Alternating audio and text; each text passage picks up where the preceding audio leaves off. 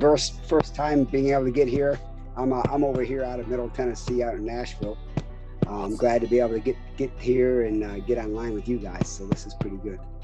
So what course did you purchase? Are you with us on training day? You going to a hard Yeah.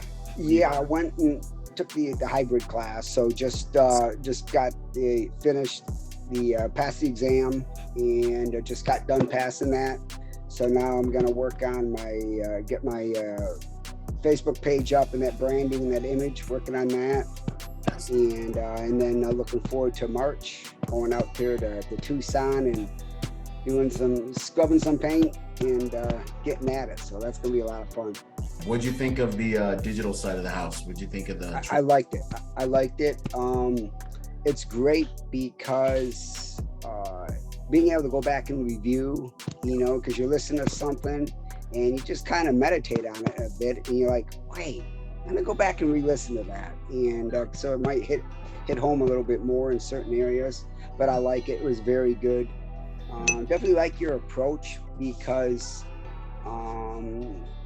you're dealing with a lot of, hey, this is what I have and personally experiencing right now in the guys I'm working with. Yep. And that's something I haven't seen through some of the other guys in the other industry teaching stuff. Not to say that they're not good, I'm sure they are, but what you brought to the table was very unique. And it answers a lot of the questions that a bunch of us have, that if we haven't had our foot in that door yet, we just don't know. Right. I had a question for Byron. How do you, or you or any other agents, how do you guys stay motivated? I wish I had a better answer, but this is the answer. There's a sense of personal pride. There's a sense of understanding the seriousness of the responsibility of what I'm there to do. These people have trusted me. They believe that I'm going to keep them safe no matter what. That's huge. That I feel the weight of that responsibility. These people are put their lives in my hands while they sleep tonight. And I need to make sure and be a good steward with that. And then also the Marine Corps, man, I had a lot of training on the dangers of complacency and how complacency kills, and the value of discipline, and like what it means to be a good warrior is very important to me, because I believe that being a warrior is one of the highest acts of service that exists. You must train to be good enough to outperform another human being in this act of service. The other huge, I think, more like ultra relevant component is, why am I doing this work? So my executive protection job opportunities and income and everything from that has always been a tool to feed other things in my life that are worth fighting for and worth dying over.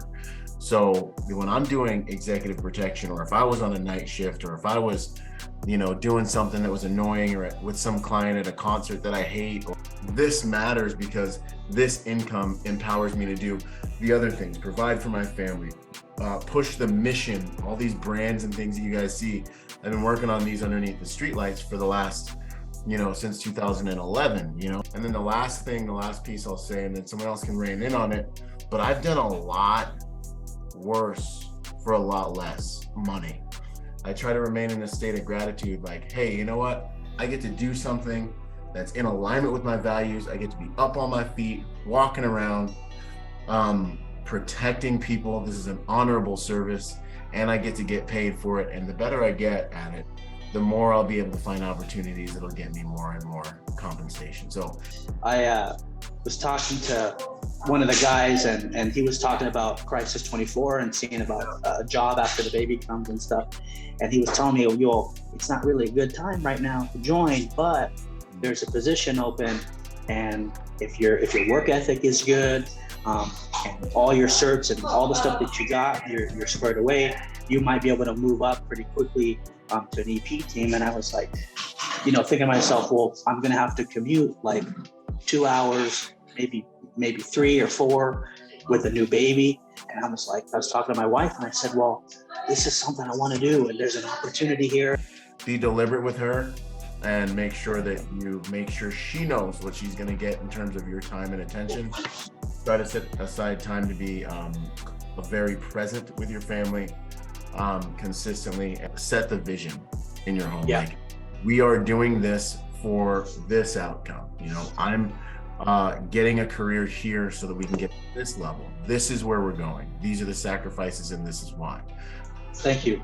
Yeah, this is, I mean, such great information. I mean, this is almost like how to be a better husband / man conversation right here. You know, Mark, how you holding up there, man? You out there making moves? I see you out there making moves, man. How's everything? You able to talk to us for a second? Yeah, man. I'm like 2 weeks in on my first job, and you know, it really comforts me to hear you say what you just said. And I was talking to Vince about this a few minutes ago.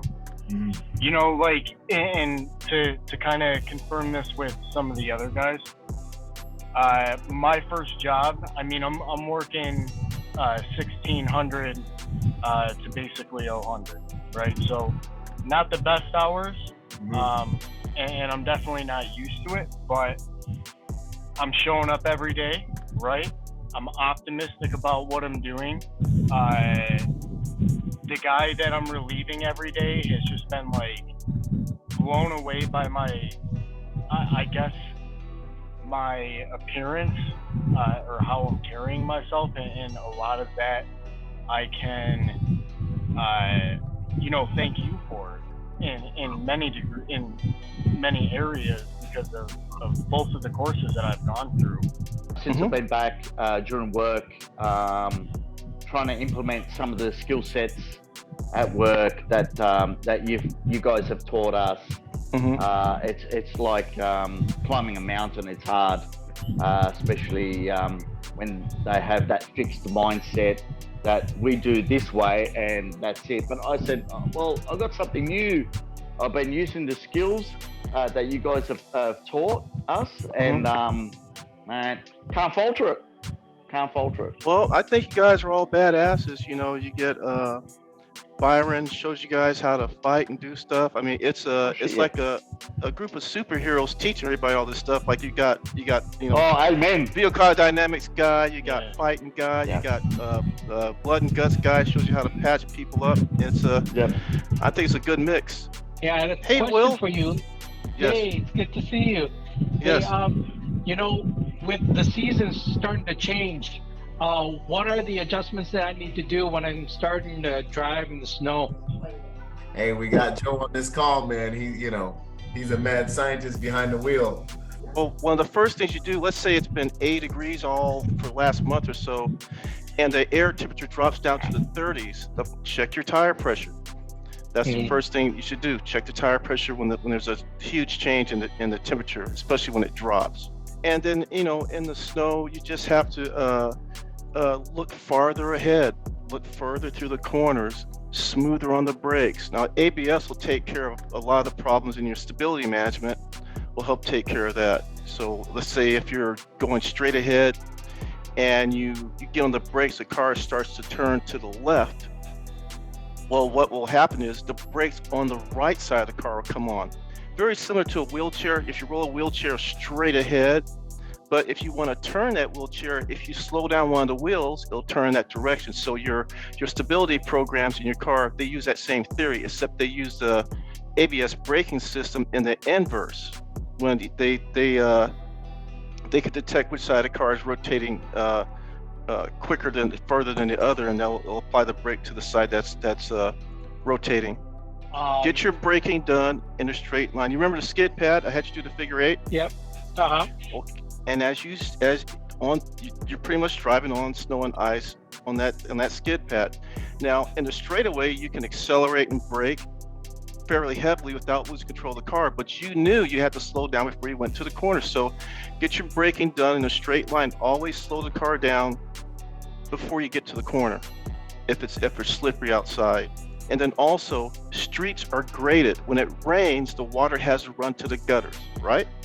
Nice. Now, when it's icy and snowing, if you start to slide, your car is going to always drift towards the lower portion of the road because it's graded that way. So be aware of that too when you get on the brakes. Right, Lay right. down a course and drive that course. And then that way, Nice. each lap you can quantify, how well you did. And then you learn to pick places to put your eyes, and before you know it, you're training yourself. So by going through what Byron and Rick and what they have out there, they give you the foundation to build on, and they've given you a very good foundation. So based on that foundation, you can begin to improve yourself. I took your advice, and I think this is some really great value. I hit up all the recruiters from the different companies, started asking them about the jobs that are out there. And I knew I wasn't going to take any of the jobs, but I just wanted to see how they work and what their process was. So started building up conversations with different companies out there. And LinkedIn's huge. I mean, LinkedIn's such a great value. And so one guy actually hit me up, and he looked at my LinkedIn. I sent him a link tree of my resume, and he's like, hey, I haven't done the EP job yet. I mean, I know I'm trained, but the guy looking at my credentials, he said, hey, I want you in a management spot. And there's also another job that's a regular protector job. But I'm wondering, what should I go for? You have that capability, you just need more industry experience. If I was you, man, my advice is always go for all of it, man. Go for all of it, see what comes back, walk through all the doors, be 100% honest with every one of the recruiters you speak with. Hey, I am new to the industry, but I do understand service. I ran my own restaurant for years. I run my security team at my church. These are the skills I know that I do bring to the table. And I do have this training, and be 100% honest. Say, if you teach me how to do the job, I will do it exactly how you want me to do it. I'm an empty cup.